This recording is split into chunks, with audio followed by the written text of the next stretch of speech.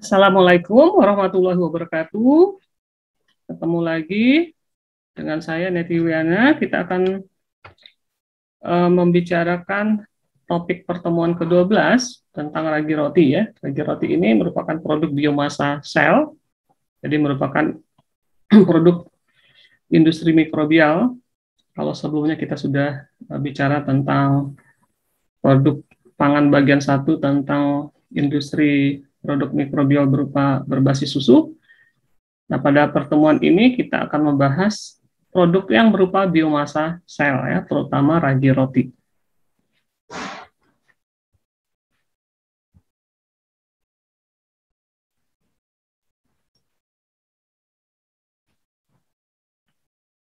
Nah, apa yang ingin dicapai?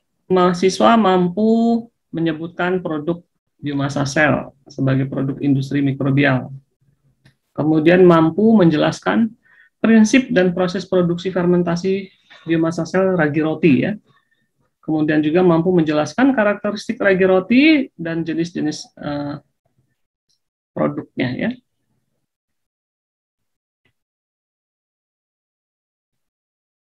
Biomasa sel. Mikroba apa yang diambil biomasa selnya? Nah, untuk ragi roti, biomasa selnya adalah kamir ya. Kemudian selain ragi roti yang berbentuk biomasa sel industri adalah bisa misalnya contohnya single cell protein ya.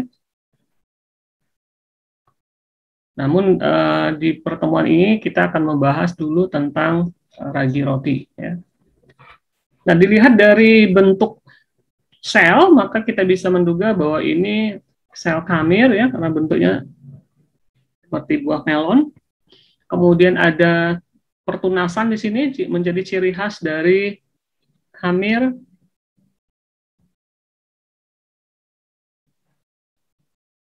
Kamir apa? Kamir Saccharomyces ya. Kemudian kamir itu telah lama digunakan oleh manusia untuk pengolahan ya, atau pengolahan terutama makanan ya. Sudah lebih dari 5.000 tahun yang lalu ya.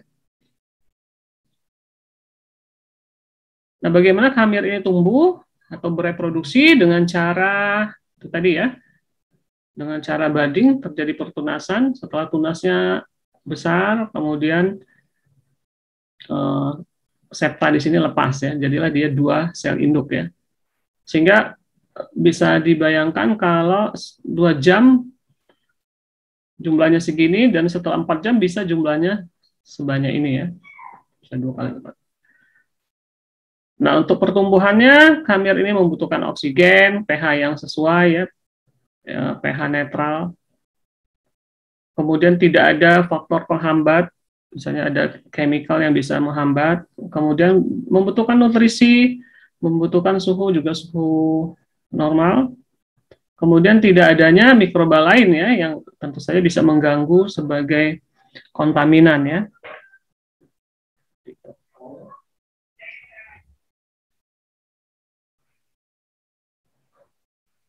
Nah, biomasa sel yang kita fokuskan hari ini, yaitu ragi roti atau ragi kamir, itu adalah produk yang berperan untuk mengembangkan adonan, terutama dalam pembuatan roti. Nah, spesies yang biasa digunakan adalah yang spesies cerevisiae, Saccharomyces cerevisiae ya. Yang bentuk di sini, gambar di sini adalah 2 produk ragi roti yang ada di pasaran yang sifatnya lebih tahan lama, lebih stabil ya karena kering. Nah, ini yang diperjualbelikan dalam jarak jauh karena bentuknya yang kering itu tadi ya, jadi memungkinkan untuk didistribusikan ke tempat yang lebih jauh ya. Nah, apa bedanya kita akan bahas ya. Ada instan, ada yang active dry ya.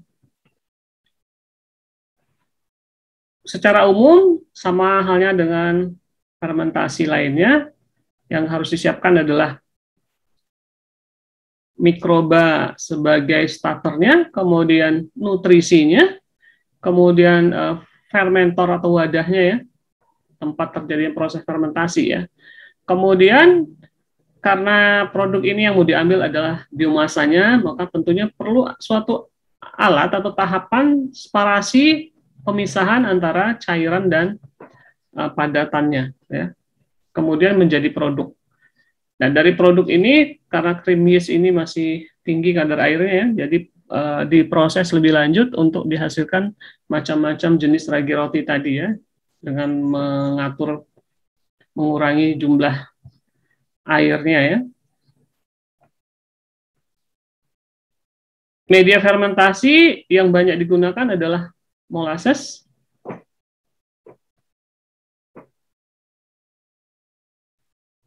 Nah, molasses ini bisa dari industri gula tebu ataupun industri gula bit ya. Nah, selain molasses dimungkinkan ya untuk menggunakan media fermentasi yang lain ya, sesuai dengan kondisi setempat ya, mana yang mempunyai bahan hasil pertanian ataupun limbah yang bisa dimanfaatkan sebagai media. Yang terpenting, khamir ini membutuhkan gula ya, yang cukup tinggi ya, kandungan gula yang cukup tinggi pada media fermentasinya. Menginginkannya seperti itu. Nah, apa yang disiapkan tadi media dan nutrisi ya. Nah, nutrisinya karena ini limbah, misalnya menggunakan limbah, tentu saja harus dipersiapkan kekentalannya ya, dengan diencerkan terlebih dahulu, kemudian disesuaikan tingkat keasamannya, kemudian dipanaskan atau disterilisasi ya. Kemudian juga jika diperlukan untuk supaya lebih bersih dan lebih murni, maka dilakukan filtrasi terlebih dahulu ya. Sehingga benar-benar medianya adalah yang siap untuk difermentasi oleh khamir tadi. Nah, sementara di sini juga ada persiapan di starternya ya. Yaitu kalau tadi di lab hanya satu tabung seperti ini, nggak perlu diperbanyak. Perlu diperbanyak di Erlenmeyer, kemudian diperbanyak lagi sampai kulturnya mencapai paling tidak 10% atau maksimum 10% dari volume media fermentasi yang akan digunakan ya, karena itu skala industri yang bisa ribuan galon seperti itu ukurannya ya, sehingga dibutuhkan ini ya.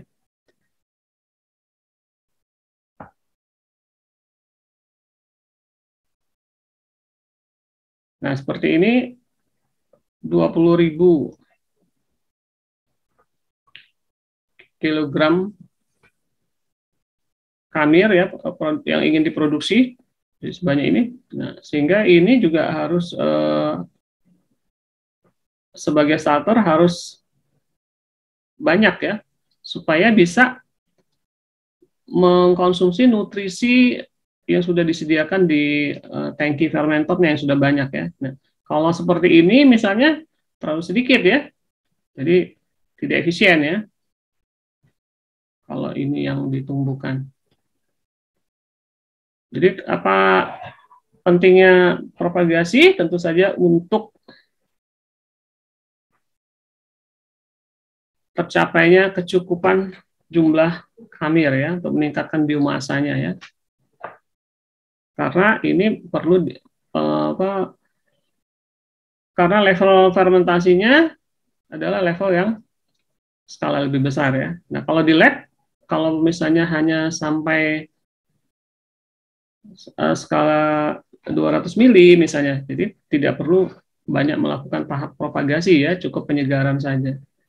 Nah, karena ini bicara industri, tentu saja kalau satu Erlenmeyer tidak cukup ya untuk mensuplai media yang ribuan galon ya.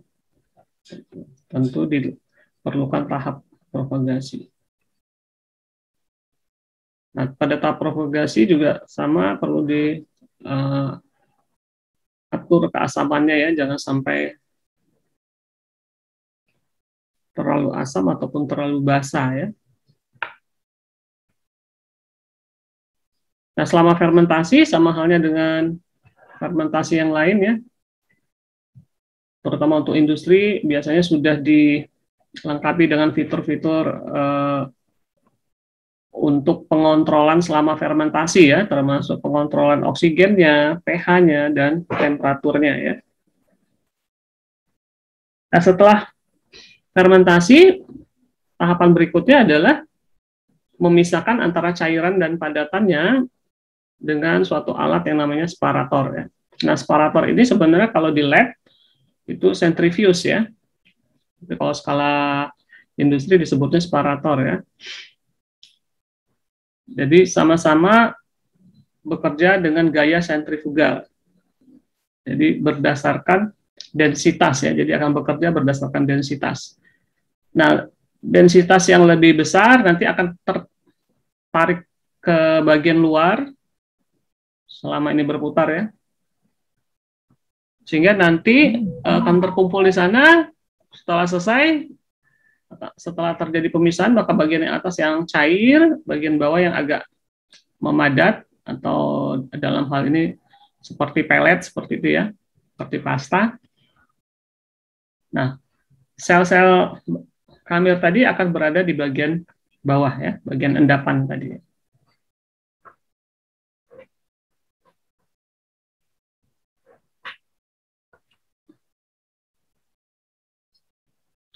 Nah, untuk mendapatkan kualitas khamir, karena khamir ini nanti dijual sebagai produk ragi, maka tentunya quality control yang perlu dicek adalah bagaimana kemampuan pembentukan gasnya ya. Karena tujuannya kan untuk mengembangkan adonan, jadi diperlukan kemampuan menghasilkan CO2 yang baik ya. Tentunya dia menghasilkan CO2 baik kalau khamir ini memang khamir yang aktif ya. Karena dia aktif, dia akan mengkonsumsi gula yang ditumbuhkan di situ, dan bersamaan dengan itu diproduksilah CO2 plus alkohol ya. Nah, CO2 itulah yang digunakan, yang dibutuhkan untuk pengembangan adonan ya. Karena gas itu nanti yang akan mendorong matriks adonan ke bagian atas ya. Sehingga bisa juga dicek dari kualitas bakingnya ya, kualitas pembuatan rotinya tadi ya. Rotinya akan kelihatan kalau gasnya itu banyak, maka pengembangan rotinya mengembang dengan sangat besar ya. Nah, tergantung dari jenis rotinya, nanti kan ada yang diinginkan memang mengembangnya sangat besar ataupun yang sedang ya. Kemudian selain pengembangan, flavor dan aroma ya. Tentunya diharapkan kenapa menggunakan khamir ini, supaya nanti ada flavor dan aroma yang dihasilkan oleh si khamir ya. Selain alkohol, ada ester-ester yang lain yang menyebabkan nanti pada saat roti dipanggang tercium bau harumnya ya. Nah, itu yang membedakan dengan kalau orang mengembangkan adonan bukan dengan khamir ya, tapi dengan baking soda misalnya ya. Jadi kalau dengan baking soda juga sama, akan dihasilkan gas CO2. Nah, tetapi tidak ada aroma alami fermentasi ya. Nah, supaya ini baik, di samping kemampuan genetik selnya, tentunya juga tingkat kemurnian dari si khamir ini tadi ya. Kalau ternyata ada non-khamirnya, tentu akan berpengaruh terhadap kualitas raginya ya.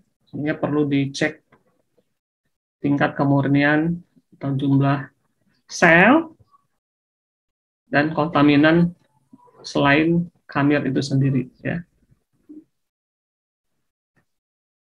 Kemudian supaya berkualitas tentunya selain rutin dilakukan cek, nah sangat dipengaruhi oleh peralatannya, kebersihan peralatan, sterilisasi peralatannya.